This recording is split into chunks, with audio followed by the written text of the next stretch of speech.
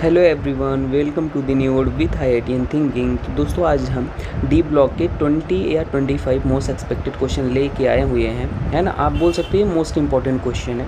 अगर आप कम समय में, आपके पास टाइम नहीं है, डी ब्लॉक पढ़ना चाहते हो तो ये आपके लिए बेहतरीन है। मैंने सेलेक्टेड क्वेश्चन ले रखे हैं, कहीं ना कहीं ये PYQ, NEET, JEE, IIT advance के PYQ हैं। 3 क्वेश्चन में कम समय में आप मैक्सिमम चीज़ें सीख पाओगे और हमारा सॉल्यूशन भी जो होगा वो बहुत डिटेल सॉल्यूशन होगा, है ना। तो आपको कम समय में जल्दी जो भी ट्रिक टेक्निक होगा हम सिखा देंगे। नीट JEE सभी देख सकते हैं इसको। तो चलिए स्टार्ट करते हैं पहले क्वेश्चन से। पहला क्वेश्चन है कि which of the given sets of element belong to the same group. Same group से कौन बिलोंग करते हैं। तो अगर पहला ऑप्शन आप चेक करोगे, हम थोड़ा इसकी थिकनेस बढ़ा लेते हैं, ठीक है, एक सेकेंड। तो यहाँ पे हमें ग्रुप के एलिमेंट पहचानने हैं। तो जो वर्टिकल होते हैं ग्रुप के एलिमेंट होते हैं। तो फर्स्ट ऑप्शन जो है अपने पास वेनेडियम, NB और TA है। तो हम इसको ऐसे याद करते हैं, बताए कैसे, कि अगर आपने 3D सीरीज़ देखा होगा, है ना, 3D कैसे, इसका ये होता है स्कैंडियम, Y और लैंथनम, टाइटेनियम, जिरकोनियम, हॉफनियम, है ना। तो हमने ऐसे याद रखा है। और वी नोबिता, ये वेनेडियम वाला कैसे याद रखना है, वी नोबिता। तो ये देखो एक ही ग्रुप का है, ये 3D है, ये 4D है, ये 5D है। तो ये एक ही ग्रुप के, सेम ग्रुप के एलिमेंट है, आप देख सकते हो। तो आगे जाने की ज़रूरत ही नहीं है। वर्टिकल जो होते हैं वो ग्रुप के एलिमेंट होते हैं। तो ऑप्शन नंबर ए ही सही हो जाएगा। नेक्स्ट क्वेश्चन देखते हैं। नेक्स्ट क्वेश्चन अपने पास रहा ये, बोल रहा है among the following series of transition metal ions the one where all metal have 3D5 configuration. चलो चेक कर लेते हैं। तो क्रोमियम का हम देखते हैं एटॉमिक नंबर होता है 24 होता है। और अगर हम Cr पॉजिटिव देखते हैं तो हम लास्ट वाला इलेक्ट्रॉनिक कॉन्फ़िगरेशन करते हैं। इसका करेंगे तो 3D5 4s1 होता है। और अगर एक पॉजिटिव आ जाता है तो एक 4s से इलेक्ट्रॉन निकल जाएगा, तो ये क्या हो जाएगा, 3D5 हो जाएगा। तो अपने पास ये तो सही है। Mn2 को देखते हैं। Mn का होता है 25 एटॉमिक नंबर, लास्ट वाला इलेक्ट्रॉनिक कॉन्फ़िगरेशन 3D5 4s2। तो अगर हम Mn2 प्लस देखेंगे तो ये हो जाएगा 2 इलेक्ट्रॉन कम, मतलब 3D5, ये भी सही है। और आयरन को अगर आप देखोगे तो आयरन का कितना होता है, 26 होता है। और इसको हम डायरेक्टली लिख लेते हैं, ये भी अपने पास 3D5 ही हो जाएगा, क्योंकि 10 इलेक्ट्रॉन निकल जाएगा ना भाई। अगर इसको हम ऐसे करेंगे, चलो परेशान मत हो, 3D6 4s2। तो 4s2, 2 इलेक्ट्रॉन S से और 1 इलेक्ट्रॉन D से, 3D से, तो निकल जाएगा। तो क्या हो जाएगा, 3D5 हो जाएगा। Fe3+ और CO4+ आप देखोगे तो CO4+ भी अपने पास जो होता है, ये भी अगर हम निकालते हैं तो मान लो 3D5, तो 3D7 होता है। और यहाँ से 2 निकल जाएगा, मतलब कोबाल्ट का 3D7 4s2 होता है। और यहाँ पे हम निकालेंगे तो 3D हो जाएगा, और ये कितना हो जाएगा, 5 हो जाएगा। तो ये वाला ऑप्शन आप मैच करा लो, ऑप्शन नंबर सेकंड सही हो जाएगा। तो ये सिंपल क्वेश्चन थे। नेक्स्ट देख लेते हैं ये वाला क्या हो जाएगा, the electronic configuration of 5D series element. ठीक है भाई। तो जो अपने पास 5D सीरीज होता है, 3D 4D 5D, तो उसका इलेक्ट्रॉनिक कॉन्फ़िगरेशन आप देखोगे, जो करेक्ट ऑप्शन है वो आपके पास यही होता है। तो थियरी बेस्ड है, इसमें आपको दिमाग नहीं लगाना, आप चाहे तो लिख लो। ये 54 जो होता है भाई, जेनॉन है ना, ये अपने पास 4F014 है, 5D 1 से 10 है, और 6S 1 से 2। तो ये हो जाएगा। नेक्स्ट क्वेश्चन देखते हैं, following element do not show properties of D block element. तो देखो, जिंक, कैडमियम और जो मरकरी होता है, ये स्यूडो ट्रांजिशन एलिमेंट होते हैं ना, क्योंकि इनका d ऑर्बिटल कम्प्लीटली फिल्ड होता है। स्यूडो ट्रांजिशन मेटल होते हैं, बिकॉज d ऑर्बिटल क्या होता है इनका, फुल फील्ड होता है। d orbital field, complete field होता है।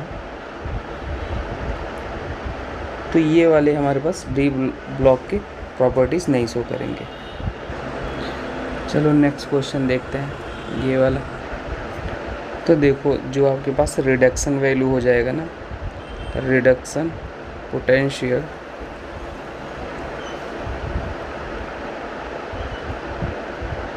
वो जितना ज़्यादा हो जाएगा स्टेबिलिटी उतना ही ज़्यादा हो जाएगा, सिंपल।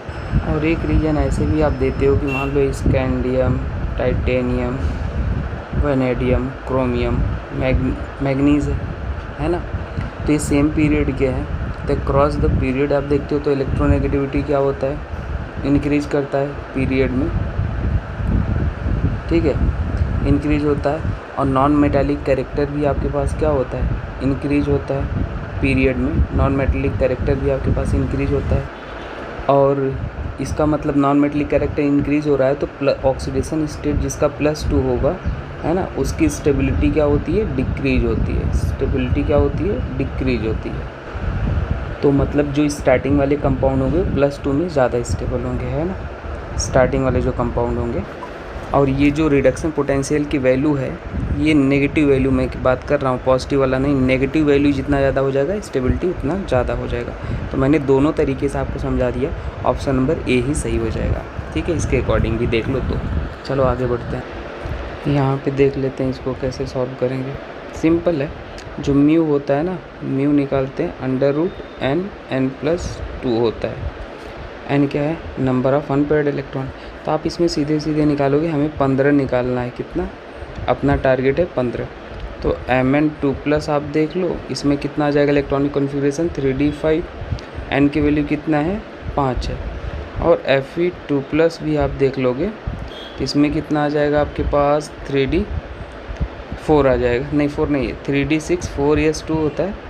तो अपने पास ये आ जाएगा 3d6 Fe2+ है ना, हाँ 3d6 मतलब 2 निकल गया, तो ये हो जाएगा। n की वैल्यू कितना है, 6।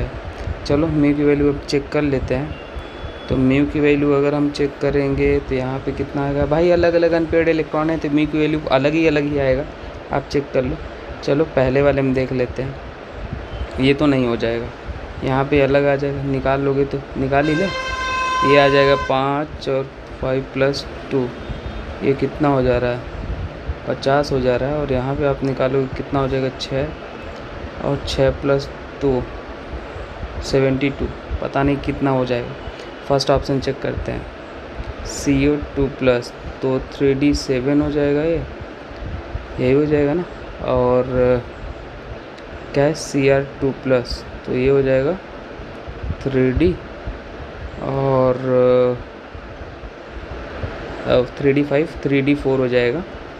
तो इसको अगर निकालेंगे तो इसका भी कुछ भयंकर ही आ रहा है, 7 + 2, तो 7 2 7 2 9 हो जाएगा। और इन सभी का हमने मल्टीप्लिकेशन गलत कर लिया है, इसको भी थोड़ा सा देख लेते हैं। 5 2 7 हो जाएगा ना, 7 5 35 और 6 2 12, ये सही था, तो ये आ जाएगा। यहाँ पे 7 2 9 9 7 63, और यहाँ पे अगर निकालेंगे तो 4 और 4 + 2 क्या हो जाएगा, 24 हो जाएगा। मुझे ऐसा लग रहा है कि ऑप्शन ही गलत हो गया, सभी ऑप्शन गलत ही हैं। चेक कर लेते हैं एक बार और, ये हमने चौथा वाला चेक किया, पहला दूसरा चेक कर लेते हैं। Fe2+ का तो आपने निकाल ही लिया है, Fe2+ का आपके सामने है। और Cr3+ का निकाला नहीं, Cr3+ भी एक बार चेक कर ले। Cr2+ निकाला, Cr3+ नहीं निकाला, निकाल लेते हैं। तो ये कितना हो जाएगा, 3d 4s1 होता है तो 3d3 हो जाएगा। तो 3d3 का अगर निकालेंगे तो हो जाएगा n+2, ये 3 2 5, ये 15 हो जाएगा। Cr3+ का 15 हो जाएगा, सही है। लेकिन और किसका आएगा, Cr3+ का 15, और यहाँ पर भी 15 ही आएगा। ये अगर Cr2+ का निकाल लिया है, गिवन क्या था, ठीक है कोई दिक्कत नहीं। Fe3+ का देख लेते हैं, बाकी कोई ऑप्शन यहाँ पे सही लग नहीं रहा है। और CO2+ 3d7 4s2, तो 2 निकल गया, तो 7 7 2 9, ये भी नहीं है। तो कोई ऑप्शन इसमें करेक्ट नहीं है ना भाई, मैंने आपको सबको निकाल के बता दिया है, आप चेक कर लो। ये वाला देख लेते हैं, वो वाला भाई कोई ऑप्शन सही नहीं था, हमने आपको सबका करके बता दिया। The compound which does not exist, तो Cu2+ जो होता है रिएक्शन होता है इसका, Cu2+ 4 आयोडीन के साथ रिएक्शन करता है तो ऑक्सीडाइज कर देता है I2 को। यहाँ नेगेटिव है, यहाँ पे 0 में चला गया आयोडीन, तो यहाँ पे ऑप्शन नंबर ये हो जाएगा। ठीक है, I2 हो जाता है। अब नेक्स्ट क्वेश्चन देखते हैं, सरल सरल क्वेश्चन है। In which of the following pair both ion coloured in aqueous solution, तो जो अनपेयर्ड इलेक्ट्रॉन होते हैं ना वो कलर्ड होते हैं, जैसे Sc3+ है, इसका देखोगे तो 3d 0 4s 0। कोबाल्ट का Cu2+ देखोगे तो क्या हो जाएगा 3d 7 और 4s 0, क्योंकि 2 इलेक्ट्रॉन निकल गए।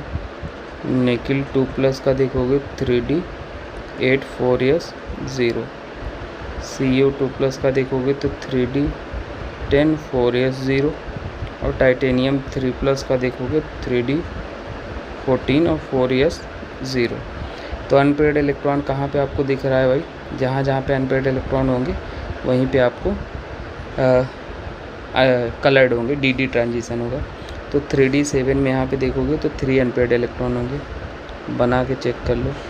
1 2 3 4 5, तो 1 2 3 5 6 7, 3 अनपेयर्ड इलेक्ट्रॉन है, अनपेयर्ड इलेक्ट्रॉन है ना।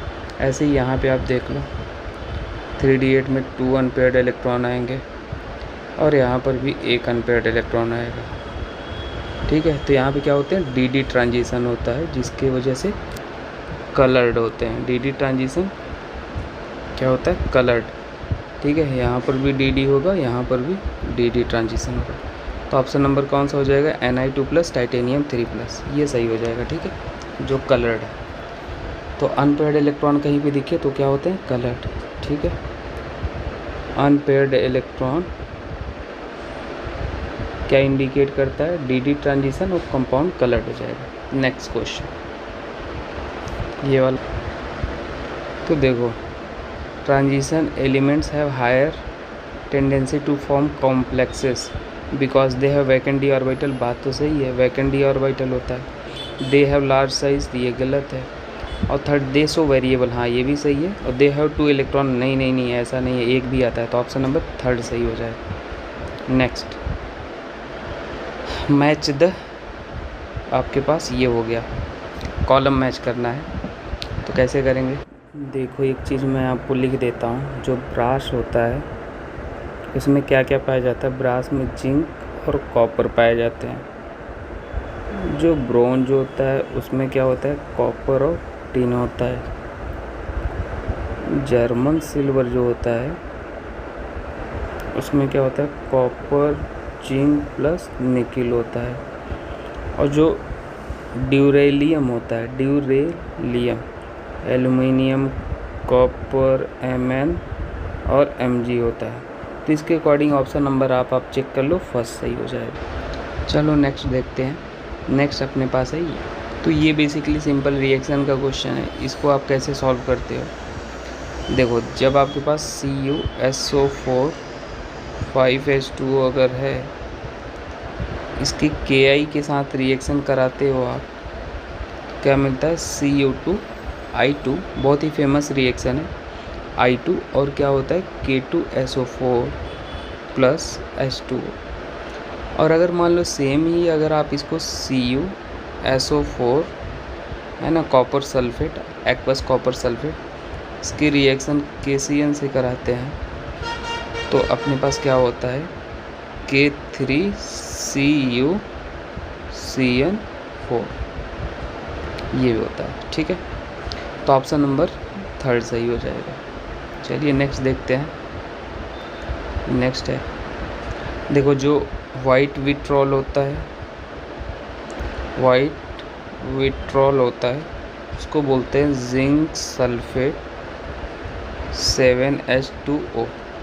और जो ब्लू विट्रॉल होता है उसी को कॉपर सल्फेट ही वाला था, इसको बोलते हैं CuSO4 5H2O। याद रख लेना है सारी चीज़ें। नेक्स्ट है क्या, ferrous sulphate on strongly heating क्या देता है, फेरस सल्फेट को हीट करने पे। ठीक है भाई, देखो तो जो फेरस सल्फेट होता है उसको अगर हीट करते हैं, FeSO4 को हीट करेंगे तो ये जो देता है Fe2 हेमेटाइट देता है, Fe2O3 हेमेटाइट और Fe3O4 मैग्नेटाइट, ESO3 मिलता है। ठीक है, तो ऑप्शन नंबर कौन सा ए ही सही हो जाएगा। नेक्स्ट क्वेश्चन देखते हैं, the number of water molecule directly bonded to. तो जो CuSO4 होता है ना, इसको जब आप कॉम्प्लेक्स के फॉर्म में लिखोगे, मतलब CuH2O, तो यहाँ पे 4 होता है, अंदर वाटर मॉलिक्यूल 4 होते हैं जो मेटल से बाइंड करते हैं और एक वाटर बाहर होता है। तो टोटल आपके पास कितने वाटर मॉलिक्यूल हो जाएंगे? 4 हो जाएंगे। चलिए नेक्स्ट देखते हैं। तो इंक्रीजिंग एसिडिक नेचर अगर आपको देखना है, acidic nature is directly proportional to oxidation state, simple सी बात है। तो अब अगर यहाँ पे देखोगे Mn2O7 देखोगे तो यहाँ पे क्या हो जाएगा 2x14 इक्वल टू 3x बराबर +7, हाईएस्ट ऑक्सीडेशन स्टेट इसी में आएगा। तो ये तो कभी हो नहीं सकता, दो में कंपटीशन है, MnO3 में आएगा फिर इसमें आएगा, तो ऑप्शन नंबर ए ही सही हो जाएगा फिर ये। नेक्स्ट देख लेते हैं, the correct order of decreasing second ionisation enthalpy. तो सेकेंड ये भी याद करने वाली ही चीज़ है, तो मैं आपको बोलूँगा सेकेंड आयनाइजेशन एंथैल्पी जो क्रोमियम का होता है, वेनेडियम का होता है, टाइटेनियम का होता है, याद रखें। बाकी आयनाइजेशन एनर्जी क्या होता है? The energy required to minimum energy required to remove outer electron, है ना, from a gaseous isolated atom. तो ये सेकेंड आयनाइजेशन एनर्जी होता है, याद रख लो। ठीक है, नेक्स्ट देखते हैं। नेक्स्ट ये है, तो ये रिएक्शन है, इसको देख लेते हैं। क्या बोला है? KMnO4, तो मतलब KMnO4 रिएक्ट विथ Br2 है। तो भाई हम इसको अगर लिखेंगे MnO4 आयन के टर्म्स में लिख देते हैं, MnO4 माइनस और Br माइनस और क्या है अल्कलाइन मीडियम H2O। तो ये अपने पास क्या देगा? 2 बैलेंस कर लेते हैं, 2MnO2 plus BrO3 minus plus 2OH minus. तो ऑक्सीडेशन स्टेट यहाँ पर कितना है? +7 है और यहाँ पर कितना है? +4 है। तो यहाँ पे चेंज कितने का हो रहा है? चेंज अगर देखेंगे तो अपने पास हो रहा है 4 का चेंज हो रहा है ना। तो ऑप्शन नंबर यही सही हो जाएगा। ठीक है, सेकेंड। तो ये रिएक्शन आप याद रख लेना। नेक्स्ट क्वेश्चन देखते हैं, विच of the following is basic. तो बेसिक आप कैसे पहचान? तो देखो, अगर लोअर ऑक्सीडेशन स्टेट है, लोअर ऑक्सीडेशन स्टेट है तो क्या होता है? बेसिक इन नेचर होता है। हायर ऑक्सीडेशन स्टेट है, हायर ऑक्सीडेशन स्टेट है तो क्या होता है? एसिडिक इन नेचर होता है। और मीडियम वाला है तो एम्फोटेरिक होता है। तो आप यहाँ पे देखोगे भाई, तो CRO इसी का ऑक्सीडेशन स्टेट सबसे कम है, CRO, तो यही क्या हो जाएगा? बेसिक हो जाएगा। ठीक है, बस आपको ऐसे देखना है। बाकी अगर आपको एम्फोटेरिक, बेसिक, एसिडिक नेचर निकालना है तो मेरा ट्रिक एंड ट्रिप्स का प्लेलिस्ट है, आप उसको देख लोगे एक बार ना, तो आपकी 4-4 घंटे की जो वीडियो होते हैं वो बच जाएंगी। 15-20 मिनट में सारे क्वेश्चन आप सॉल्व कर पाओगे। मैंने 2-2 दिन का मेहनत लिया है वो 15-20 मिनट के वीडियो बनाने में, क्योंकि उसमें सारे एक्सेप्शन को इंक्लूड करके बनाया है, तो कभी ट्रिक फेल नहीं होता। ठीक है, वो देख लेना।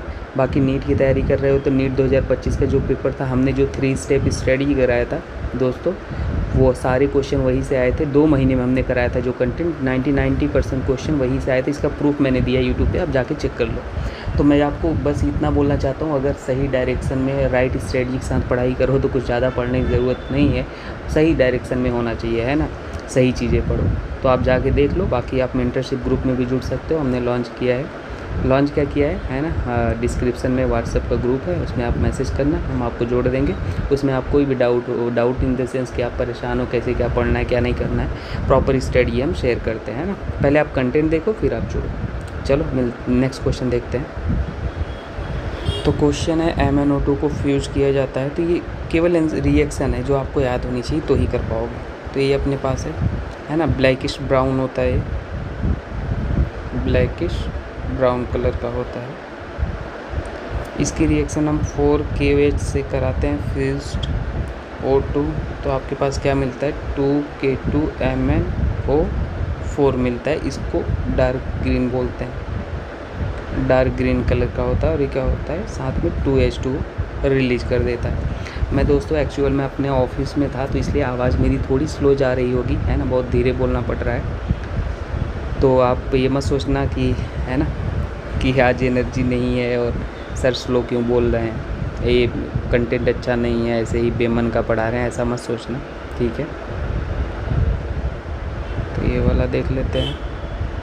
इसमें क्या बोला था कि द येलो कलर क्रोमेट, तो कैसे इसको लिखते हैं, देखो क्रोमेट हो CrO4 2- और ये होता है येलो कलर। एसिडिक मीडियम में रिएक्शन जब कर दोगे तो ये हो जाएगा Cr2O7 2- और ये हो जाएगा ऑरेंज, और साथ में क्या हो जाएगा H2O रिलीज हो जाएगा। तो ये आपके पास ये सही हो जाएगा। नेक्स्ट देख लेते हैं। तो ये वाला अपने पास है डाइक्रोमेट डाई एनायन। तो डाइक्रोमेट डाई एनायन क्या होता है, सबसे पहले आपको इसका स्ट्रक्चर आना चाहिए। O- O और Cr डबल बॉन्ड O, और ये होता है, ठीक है। तो यहाँ पे देखोगे तो जो आपके पास कितने Cr बॉन्ड्स हैं, एक बार नोटिस करो आप, 1 2 3 4, नहीं ये तो नहीं है, 1 2 3 4, तो ये टोटल कितने बॉन्ड हैं आप देखोगे तो 2 इधर हो गए, 2 4, सॉरी 2, तो इसीलिए मैं बोलूँ मैं गलत क्यों कर रहा हूँ इसको, मतलब अपने पास क्या हो जाएगा, तो इसको हम ऐसे भी बना सकते हैं, 6 CrO बॉन्ड इक्वल होंगे, समझ गया। तो यहाँ पे आप इसको ऐसे लिखोगे, ऐसे ऐसे, और ये अपने पास C डबल बॉन्ड O, और यहाँ पे ये ऐसे होगा, समझ आया आपको। तो अपने पास इसको हम ऐसे दिखा सकते हैं। तो इसमें 6 CrO बॉन्ड जो होंगे वो इक्विवेलेंट होंगे, लेकिन CrO Cr ये बॉन्ड अलग होगा, ठीक है। तो ऑप्शन नंबर बी करेक्ट हो जाएगा। नेक्स्ट क्वेश्चन, तो इसमें देखेंगे तो कौन सा सही, द बेसिक कैरेक्टर। तो बेसिक कैरेक्टर आप सिंपल से याद रख लो, जो टाइटेनियम ऑक्साइड होता है, फिर वैनेडियम, फिर CrO और फिर FeO, ठीक है। तो नेक्स्ट क्वेश्चन है the actinide elements which show the highest oxygen state. तो कौन से होते हैं भाई, तो वो होते हैं फर्स्ट वाला आपके पास, ये आपको जस्ट थ्योरेटिकल बेस्ड है, तो याद रखो। नेक्स्ट क्वेश्चन आपके पास ये, नेक्स्ट अपने पास है ये कि सेलेक्ट द इनकरेक्ट स्टेटमेंट। तो incorrect statement, sphalerite is an ore of zinc, ये भी सही है, और Tb हैज़ इतना इलेक्ट्रॉनिक कॉन्फ़िगरेशन। तो ये क्या होता है, तो जो Tb होता है इसका जो अनपेयर्ड इलेक्ट्रॉन होता है वो 6 होता है, और अगर Gd3+ में आप देखोगे तो वहाँ पे कितने अनपेयर्ड इलेक्ट्रॉन होते हैं, ये अनपेयर्ड इलेक्ट्रॉन है, यहाँ पे 7 इलेक्ट्रॉन होता है, ठीक है। तो ये गलत हो गया, ऑप्शन नंबर सेकंड ही गलत हो गया, बाकी सब सही है। नेक्स्ट चेक कर लेते हैं, विच of the following catalyst property is incorrect match. तो ये अपने पास क्या है, ये करेक्ट है, ये जिगलर नाटा कैटलिस्ट है, और ये अपने पास V2O5 कॉन्टैक्ट प्रोसेस में यूज होता है, सही है। और PTO एडम्स कैटलिस्ट होता है, और PTRS use to make nylon, नहीं कैप्रोलेक्टम वहाँ पे यूज होता है नायलॉन 6 के प्रिपरेशन में, तो ये नहीं होता है, तो आपके पास ये याद रख लो, ठीक है। बाकी मिलता है नेक्स्ट वीडियो में, आप ज्वाइन कर सकते हैं हमें। कुछ भी डाउट रहा तो कमेंट करके पूछ लेना, ये बहुत ही हल्के चैप्टर हैं, तो इसलिए जल्दी से अपन ने कुछ इंपॉर्टेंट चीज़ें देख ली। ओके, PDF के लिए आप मेंटरशिप ग्रुप ज्वाइन कर लो, ठीक है। Thank you.